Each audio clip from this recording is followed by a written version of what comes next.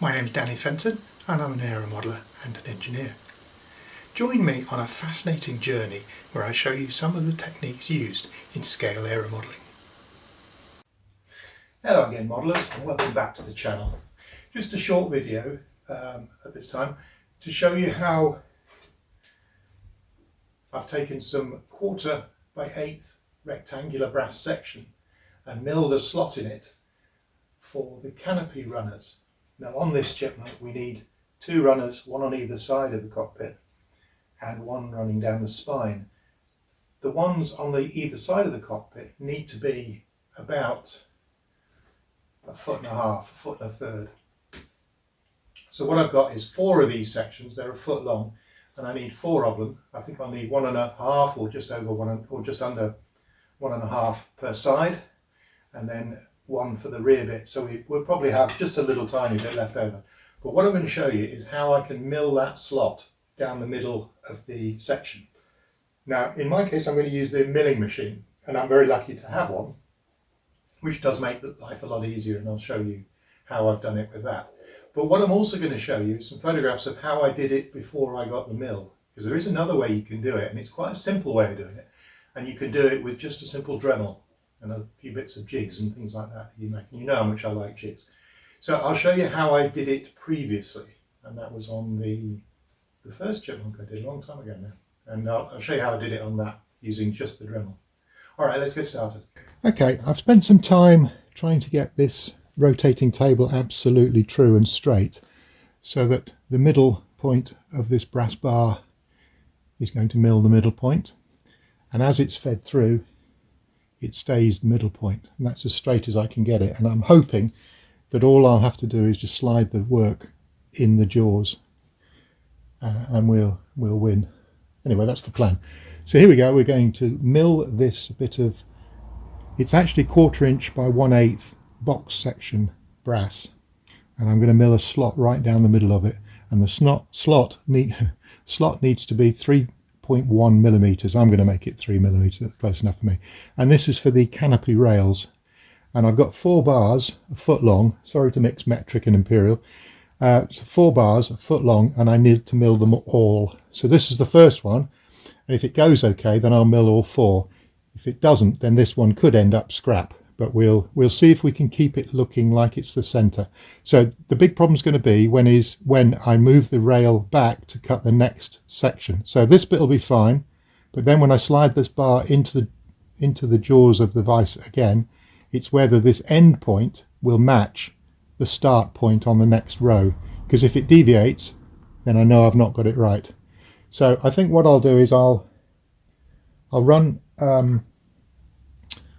through it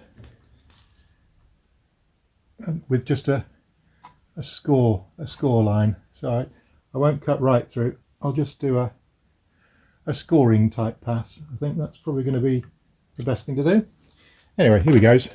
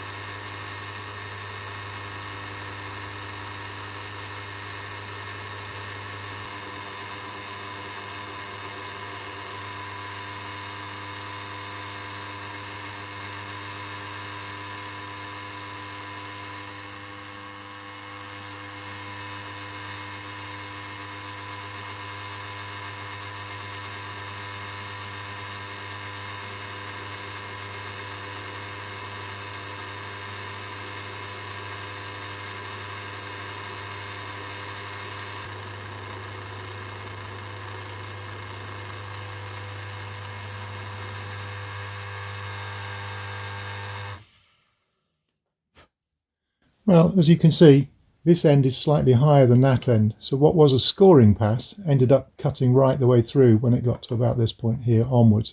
So I thought, well, I may as well penetrate all the way through, so I lowered the chuck and I cut right through and then ran backwards, so then now we have a full slot all the way down, and it looks pretty centered to me. So what I'm going to do is going to slacken the chuck, slide the metal right up to the end there to cut a fresh bit, and hopefully the bit will be right in the center of where it ended, if you get my drift. So I'm not going to move any of the settings other than move the metal along. And with any luck, the slot will remain the same. And it hasn't quite, but it's very close.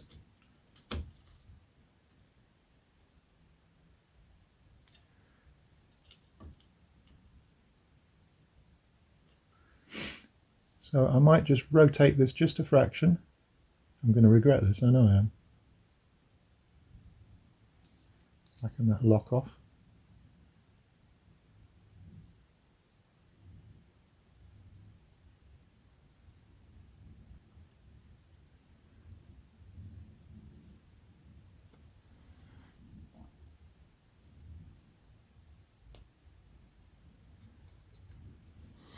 And there we are. Let's hopefully keep going and hit the same point down here, and we'll try again.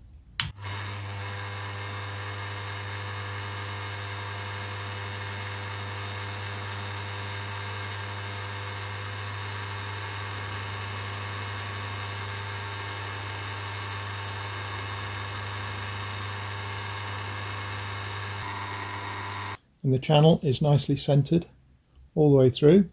Needs a bit of cleaning up.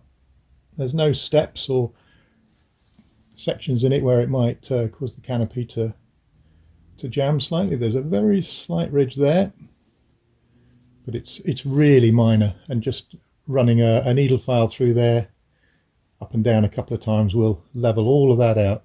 So what I'm going to do is I'm going to go and get the other three sections, the other three 1 foot sections, run them all through the mill, and that should be all of our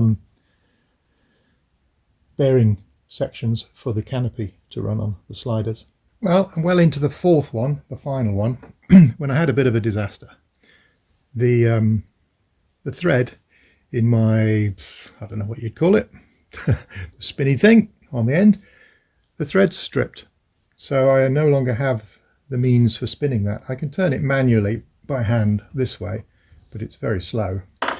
So,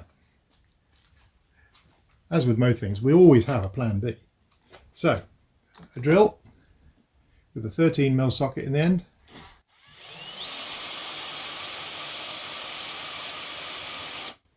Problem solved.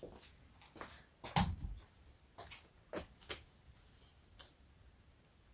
you can see I just move it along until it's back in the channel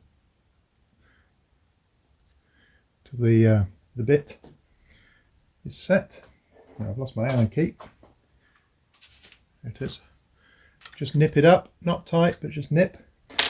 And I find it helps with the life of the belts if you just give it a flick to get it going, and then the motor kicks in. There's another thing to that. This motor will spin both directions, so if you flick it the other way, it'll go backwards, which is not really what you want. So to make sure it doesn't accidentally start backwards, giving it a flick helps.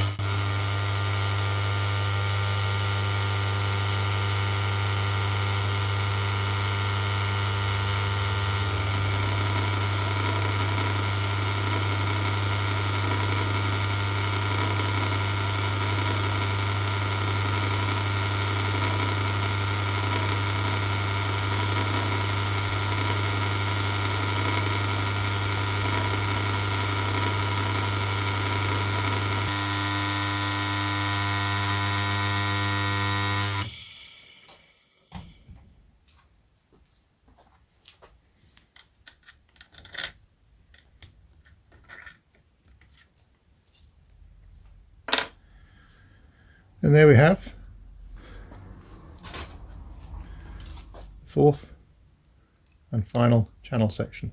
Now if you lay one end up against the other, it's perfect. You twist it over through 180 degrees and lay it against the end, it's also perfect. So I've got those accidentally exactly in the middle, which is just what we want. What you can see here is a metal plate has been added to the Dremel, which allows me to clamp it to the side of a scrap piece of worktop.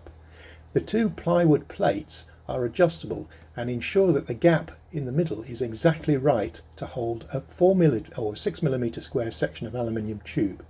The Dremel is spun up and the tube is fed in such that it is being pushed away from the blade. This cuts a line right down the middle of the tube. Just to make sure that it's perfect, turn the tube through 180 degrees and feed it through again, just to ensure that the slot is central. Well, that was just a short video to show you how you can use the mill to make slots in brass or aluminium rectangular tubing. I've shown you how to do it on the mill, and you've seen the video of that. I've also shown you some pictures of how I did it on an earlier Chipmunk in 6mm square aluminium tube using a Dremel or a small handheld drill type thing. There's a very important safety measure with that. When you're feeding the aluminium in, you must make sure that you're pushing against the direction of the blade. This is to ensure that the aluminium isn't snatched from your hands and fired across the workshop and ends up impaled on the other side of the room. Please take note of that. Alright then, well, if you've enjoyed the video, it's only a short one, but if you've enjoyed it, please click like and subscribe, and I'll see you on the next one. Hopefully we'll be looking at getting some primer on this.